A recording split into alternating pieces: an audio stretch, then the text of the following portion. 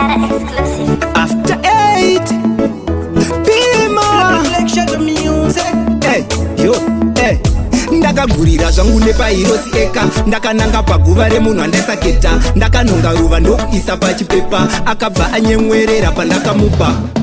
14 February ndakarova munopena ndakabvisa umhandara nekuda kweruva repaguva 14 February ndakarova munopena ndakabvisa umhandara nekuda kweruva repaguva kaitaura zvako kachida kuganza hanzi ndinoda mukomana anondifadza ndikati haiwa kuno kugeto hatina kana chinhu wani kuno chatinotadza one shot nesongu yekwakristu ipapo ndakataimira kutorova aita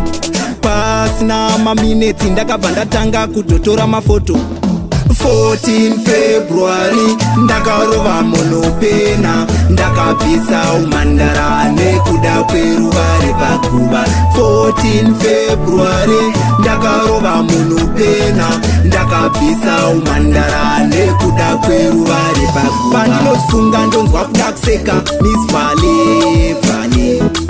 14 February ndakarova munopena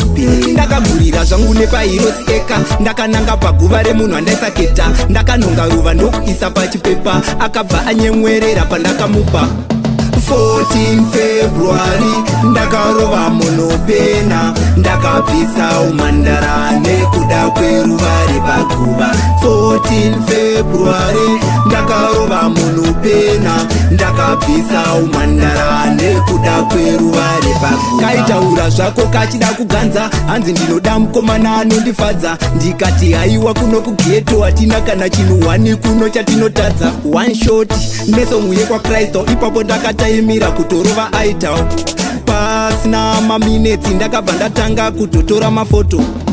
14 February ndakarova munopena ndakabvisa umhandara nekuda kweruva repaguva 14 February ndakarova munopena ndakabvisa umhandara nekuda kweruva repaguva